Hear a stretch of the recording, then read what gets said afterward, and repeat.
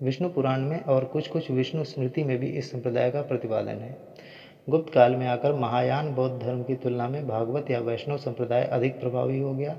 इसने अवतारवाद का उपदेश दिया और इतिहास को विष्णु के 10 अवतारों के चक्र के रूप में प्रतिपादित किया गया। इसके अनुसार जब जब सामाजिक व्यवस्था पर संकट आता है तब तब विष्णु उपयुक्त रूप में अवतार लेकर उसे बचाता है। विष्णु का प्रत्येक अवतार धर्म के उद्धार के लिए आवश्यक माना गया और धर्म का अर्थ राज्य द्वारा संरक्षित वर्ण विभाजित समाज और पितृतंत्रात्मक परिवार की संस्था समझा गया। 6ठी सदी में आकर विष्णु की गणना शिव और ब्रह्मा के साथ त्रिदेव में होने लगी। फिर भी वह अपने आप में प्रमुख देवता रहा। 6ठी सदी के बाद उसकी पूजा से मिलने वाले पुण्य फलों के प्रचारार्थ बहुत सी पुस्तकें लिखी गईं, जिनमें सबसे ऊपर स्थान है भागवत पुराण का। इस पुराण की कथा का प्रवचन पुरोहित लोग कई दिनों में संपन्न करते थे। मध्यकाल में पूर्वी भारत में जहाँ जहाँ भागवत घर स्थापित हुए वहाँ विष्णु की पूजा और उनकी लीलाओं का कीर्तन होता था। विष्णु के उपासकों के लिए विष्णु सहस्त्र नाम आदि बहुत से स्तोत्र लिखे गए। गुप्त वंश के कुछ राजा शिव के उपासक हुए जो संहार या प्रलय के देवता हैं, लेकिन शिव का उत्कर्ष बाद में हुआ और गुप्त शासन की आरंभिक अवस्था में शिव उतने महत्वपूर्ण नहीं लगते हैं जितने विष्णु।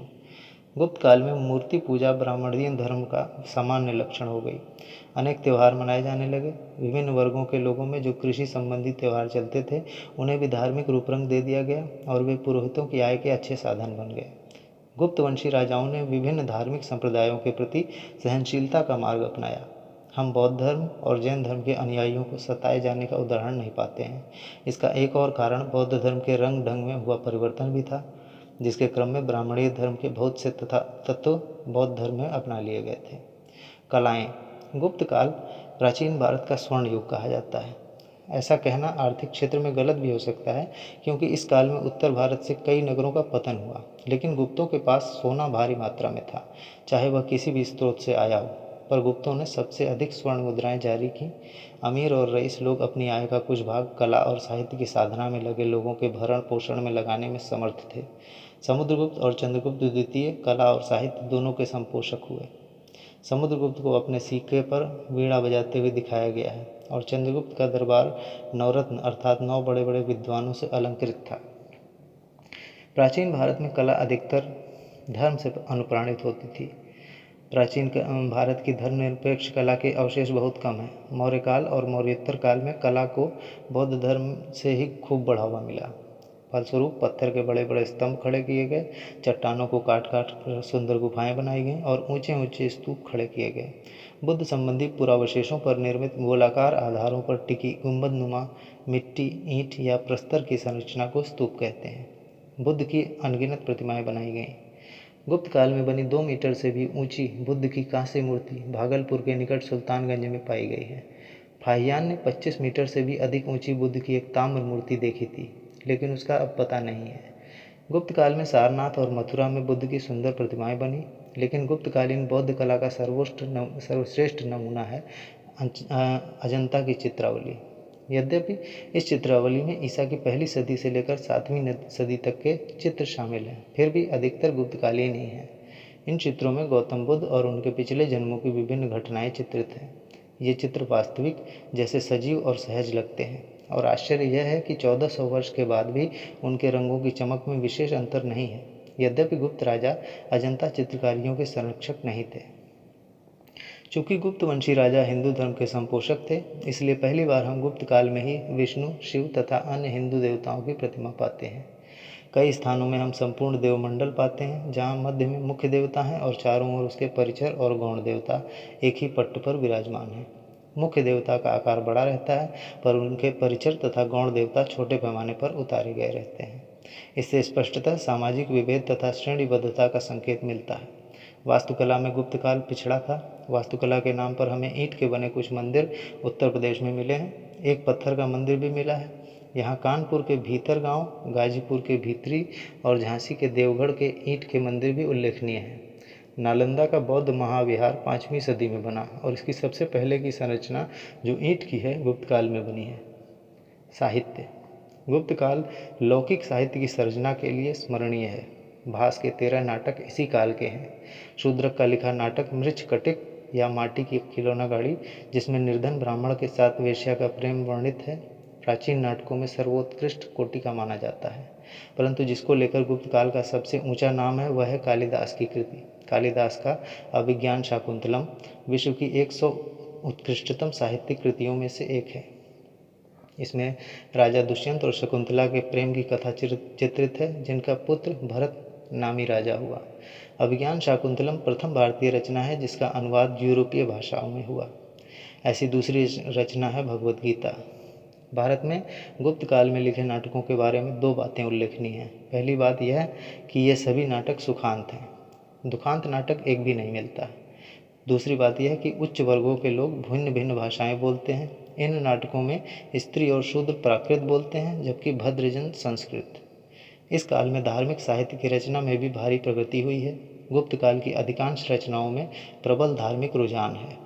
दो महान गाथा काव्य रामायण और महाभारत ईसा की 4वीं सदी में आकर लगभग पूरे हो चुके थे। रामायण में राम की कथा है, जिन्हें उनके पिता दशरथ ने उनकी सौतेली माँ कैकेयी की साजिशों के कारण 14 वर्षों के लिए निष्कासित कर दिया था। वे निष्ठापूर्वक पिता की आज्ञा मानकर वन में रहने लगे, जहाँ उनकी पत्नी सीता को लंकेश्वर रावण ने हर लिया।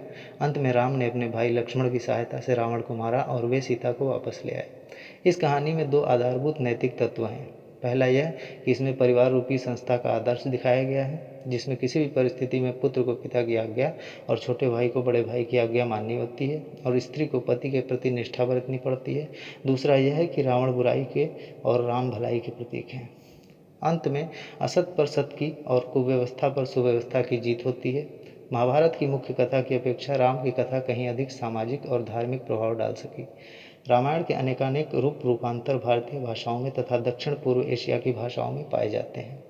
महाभारत सार रूप में चचेरे भाइयों के दो समूह कौरवों और पांडवों के आपसी झगड़े की कहानी है, जो बताती है कि राजसत्ता स्वजनों के प्राण से भी अधिक प्यारी होती है। यद्यपि धृतराष्ट्र द्वारा छोड़े गए राज्य के उत्तराधिकारी पांडव थे, तथापि कौरवों ने सुई की नोक भर भी जमीन देने से इनकार कर दिया। फलतः कौरवों और कृष्ण समर्थित पांडवों के बीच लंबी बंधुघाती लड़ाई हुई। अंत में कौरवों को हराकर पांडव विजयी हुए। इसमें भी दुष्ट शक्ति पर इष्ट शक्ति की विजय दिखाई देती है। भगवद गीता महाभारत का महत्वपूर्ण अंश है। इसमें शिक्षा दी गई है कि वर्ण और जाति के अनुसार जिसका जो कर्तव्य निर्धारित है, उसे उस कर्तव्य का पालन हर हालत में किसी प्रतिफल की कामना के बिना करना चाहिए। पुराण उपयुक्त दोनों महाकाव्यों के ढर्रे पर ही लिखे गए हैं। इनमें जो अधिक पहले के हैं, उनका अंतिम संकलन संपादन गुप्त काल में हुआ। ये मिथकों, आख्यानों और प्रवचनों से भरे हैं। इनका उद्देश्य सामान्य लोगों को शिक्षा और बुद्धि विवेक देना था। इस काल में बहुत सी स्मृतियाँ भी लिखी गईं, जिनमें सामाजिक और धार्मिक नियम कानून पद्य में बांधकर संकलित किए गए हैं। स्मृतियों पर टीकाएँ लिखने की अवस्था गुप्त काल के बाद आई। गुप्त काल में पाणिनि और पातंजलि के ग्रंथों के आधार पर संस्कृत व्याकरण का भी विकास हुआ। यह काल विशेष रूप से स्मरणीय है। अमरकोश को लेकर, जिसका संकलन चंद्रगुप्त द्वितीय की सभा के एक नवरत्न अमर सिंह ने किया है। प्राचीन रीति से संस्कृत पढ़ने वाले छात्रों को यह शब्दकोश रटा दिया जाता है। कुल मिलाकर शास्त्रीय साहित्य के इतिहास में गुप्त काल उज्ज्वल अध्याय है। इस काल में जटिल अलंकारिक शैली का विकास हुआ, जो पुराने सरल संस्कृत साहित्य की शैली से भिन्न थी। जब हम इस काल में आगे की ओर बढ़ते हैं तो गद्य की अपेक्षा पद्य पर अधिक जोर पाते हैं। कुछ टीका ग्रंथ भी मिलते हैं। संस्कृत निस्संदेह गुप्त राजाओं की शासकीय भाषा थी। यूँ तो ब्राह्मण धर्म विषयक साहित्य की बहुतायत है, फिर भी इस काल में पहली बार धर्मनिरपेक्ष साहित्य की बहुत सी रचनाएं पाई जाती हैं। विज्ञान और प्रौद्योगिकी। गणित के क्षेत्र में इस काल का महत्वपूर्ण ग्रंथ है आर्यभट्टीय। इसके रचयिता आर्यभट्ट पाटलिपुत्र के रहने वाले थे। प्रतीत होता है कि गणित के विद्वान विविध प्रकार की गणना में पारंगत थे। इलाहाबाद जिले में मिले 448 ईस्वी के एक गुप्त अभिलेख से पता चलता है कि ईसा की 5वीं सदी के आरंभ में भारत में दार्शनिक पद्धति ज्ञात थी। खगोल शास्त्र में रोमक सिद्धांत नामक पुस्तक रची गई, जिसके नाम से ही अनुमान किया जा सकता है कि इस पर यूनानी चिंतनों का प्रभाव था। गुप्तकालीन शिल्पकारों ने अपना चमत्कार अपनी लौह और कांस्य कृतियों में दिखाया है। बुद्ध की नाना तरह की अनेकों कांस्य मूर्तियों का निर्माण बड़े पैमाने पर शुरू हो गया था, क्योंकि तब तक धातु के बारे में तकनीकी जानकारी उन्नत अवस्था में पहुंच गई थी। लोहे की वस्तुओं के बारे में सबसे अच्छा उदाहरण वह लौह स्तंभ है, जो दिल्ली में मेहरौली में स्थित है। इसका निर्माण ईसा की 4वीं सदी में हुआ और तब से 1500 वर्षों के बीत जाने पर भी इसे जंग नहीं छू पाई है। यह स्तंभ शिल्पकार के महान तकनीकी कौशल का प्रमाण है। यद्यपि शुष्क क्षेत्र में रहने के कारण भी इसका जीवन लंबा हुआ है। इस प्रकार का लौह स्तंभ 100 वर्ष पहले पश्चिम के किसी भी ढलाई घर में बनाना संभव नहीं था। दुख की बात है कि बाद के शिल्पकार इस ज्ञान को और आगे बढ़ा नहीं सके।